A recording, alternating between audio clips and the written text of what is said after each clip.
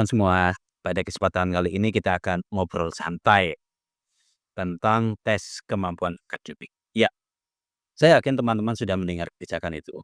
Jadi kebijakan yang dirilis oleh Kementerian Pendidikan Dasar dan Menengah baru beberapa waktu yang lalu ya kita melihat rilisnya. Apa sih sebenarnya TKA itu? Dan untuk apa sih TKA? Yuk kita kenal bersama-sama. Jadi kita kenalan dulu ya dengan TKA. Ada beberapa hal yang akan kita ulas sekilas. Yang pertama tentang kenapa sih ada TK? Sejarahnya itu apa? Kok pemerintah meluncurkan kebijakan tentang tes kemampuan akademik? Apa dan bagaimana? Serta untuk apa? Nah di situ. Nah, ketika bicara mengapa, ini adalah sebenarnya karena ada kebutuhan untuk bisa mengukur capaian akademik murid secara objektif. Seperti kita ketahui beberapa tahun terakhir ini tidak ada ujian nasional. Sehingga tidak ada standarisasi nilai pada level nasional. Rapot antar sekolah yang berbeda-beda. Sehingga ada sedikit kadang rasa penasaran. Saya tidak akan mengatakan kegelisahan ya, tapi rasa penasaran. Ketika ada dua murid dari dua sekolah berbeda, sama-sama mendapatkan nilai 9. Apakah kemampuan mereka sama? Misalkan sama-sama matematika deh. Satu dari SMA A, satunya dari SMA B. Sama-sama dapat 9. Tapi belum tentu nilai yang secara bilangan tadi sama-sama 9 itu mencerminkan kemampuan yang sama. Sehingga di sini ada kebutuhan ya untuk bisa bagaimana sih kalau kita bisa memiliki nilai yang standarized atau terstandarisasi lintas sekolah.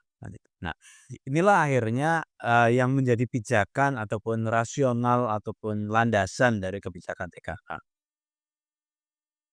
Lalu yang kedua adalah apa dan bagaimana gitu. Tadi udah sempat saya singgung ya, yaitu terstandarisasi. Ya. Jadi tes TKA itu nanti akan ada standar yang jelas, bahkan pada level nasional.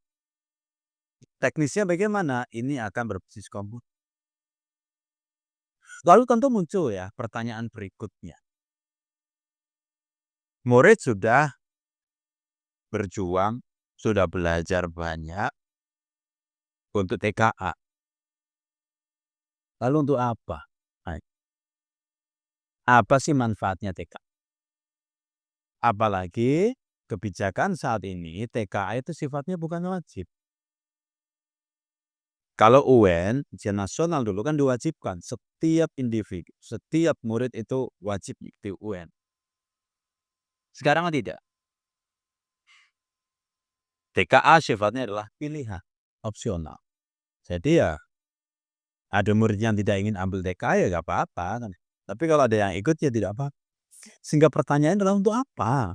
Ketika tidak diwajibkan, sifatnya pilihan, lalu untuk apa? Nah, ada beberapa arah kebijakan yang sudah dirumuskan oleh pemerintah tentang untuk apa sih TKA itu. Yang pertama tentu seleksi masuk. Seleksi masuk tentunya dalam konteks jenjang pendidikan. Yang terdekat saja deh kita bahas sekarang TKA level SMA. Apa sih manfaatnya ikut TKA bagi murid SMA kelas 12? Berdasarkan rilis beberapa waktu yang lalu, melalui tayangan di YouTube ya kita bisa melihat nanti mungkin teman-teman bisa mengunjungi YouTube Pusat Asesmen Pendidikan ya ataupun Kemendikdasmen gitu ya tentang rilis TKA. Waktu itu disampaikan oleh Kapus Mendik bahwa hasil TKA itu digunakan sebagai alat untuk memvalidasi rapor. Ketika seorang murid SMA akan mengikuti seleksi masuk perguruan tinggi dengan jalur prestasi dengan kalau dulu kan yang penting rapat. Nah, sekarang adalah TKA-nya adalah sebagai alat memvalidasi. Berikutnya apa? Tentu ada penyetaraan ya. Ya sama tadi kita bicara tentang hasil tes yang terstandarisasi kan kita bisa menganggap itu adalah relatif setara lintas sekolah. Terakhir pemetaan mutu. Jadi kira-kira itu. Nah, sekarang kita lihat secara lebih detail deh. Oh iya maaf tadi saya lupa disclaimer ya, bahwa kita mengenal TKA pada kesempatan kali ini adalah TKA untuk mata pelajaran matematika. Nah, jadi itulah kenapa di sini kami tampilkan tentang pengetahuan matematika. Jadi yang diukur dalam TKA itu satu adalah pengetahuan matematika, simple. Karena kita belajar matematika ada ilmu pengetahuan tentang matematika yang kita belajar. Berikutnya apa? Bicara matematika itu tidak hanya tentang teori, tidak hanya tentang ilmu. Bagi teman-teman yang sudah mencermati kurikulum Merdeka, mungkin sudah familiar ya, bahwa ada capaian pembelajaran. Nah, capaian pembelajaran di kurikulum Merdeka itu ada 2 elemen. Elemen yang pertama adalah elemen konten. Apa itu elemen konten? Substansi keilmuan. Di matematika elemen konten terdiri dari bilangan, aljabar, geometri, pengukuran, kan itu ya. Analisis data, ketidakpastiannya di situ ya. Nah, jadi substansi matematika. Tapi ada lagi elemen yang lain yang mungkin kadang agak sering apa ya, ibaratnya saya tidak akan mengatakan terlupakan ya, tapi kurang mendapatkan exposure, kurang mendapatkan perhatian yang sama besarnya dengan elemen konten, yaitu elemen proses. Jadi dalam matematika,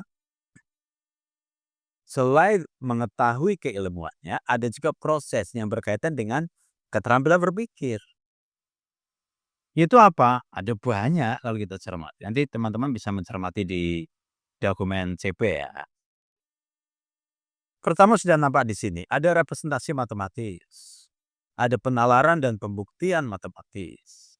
Ada pemecahan masalah matematis.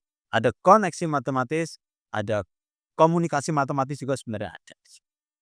Nah, itu semua adalah kemampuan berpikir. Sekarang setelah tahu apa yang diukur, sekarang kita bicara tentang durasi dan banyaknya soal. Untuk mengetahui banyaknya soal kita menunggu rilis lah ya. Karena sementara yang sudah disampaikan kepada publik itu adalah durasinya. Yaitu untuk TK SMA utama itu ya, itu 140 menit untuk 3 mapel sehingga estimasinya adalah masing-masing 25 meter soal. Sedangkan TK SMA pilihan ini yang ada banyak mapel ya, nanti bisa milih tuh.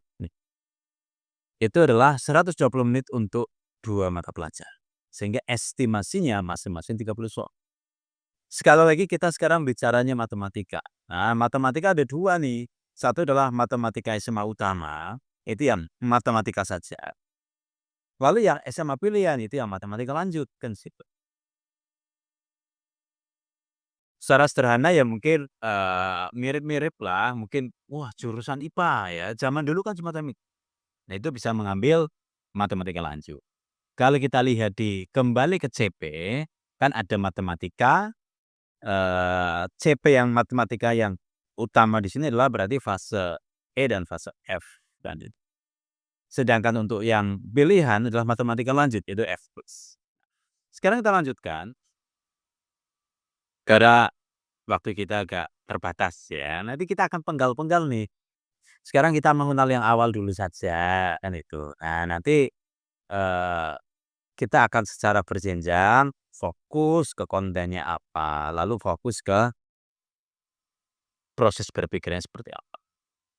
Sekarang kembali ke TKA tadi kami zoom in ya, tadi kan ada mengapanya, oh butuh standarisasi tuh, untuk apanya, untuk seleksi masuk. Nah konsekuensinya apa? Ini dia, bahwa yang diukur tadi yang, kami, sebutkan di awal adalah sebagai, konten tadi, substansinya itu adalah diambilnya dari mana? Diambilnya kurikulum 2013 dan kurikulum Merdeka. Jadi irisan di antara 2 kurikulum ini. Loh, kenapa irisan? Ya, karena tidak dipungkiri, masih ada sebagian sekolah, kita kan bicaranya nasional ya, Indonesia secara luas, yang masih menerapkan kurikulum 2013. Juga untuk menjunjung aspek keadilan, nah maka secara substansi yang diambil adalah irisan antara kurikulum 2013 dan kurikulum Merdeka. Nanti kita akan bahas detail deh, kita akan bedah satu persatu untuk yang, matematika, kan itu.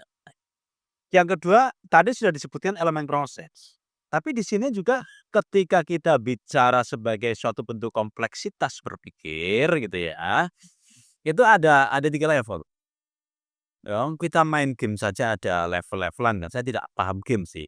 Tapi kan kadang ada level apa, ada, beginner atau novice gitu ya, lalu ada level intermediate, lalu ada level apa, expert kan itu ya, mungkin seperti itu kalau di game. Mohon maaf saya tidak, biasa main games gitu, tidak paham.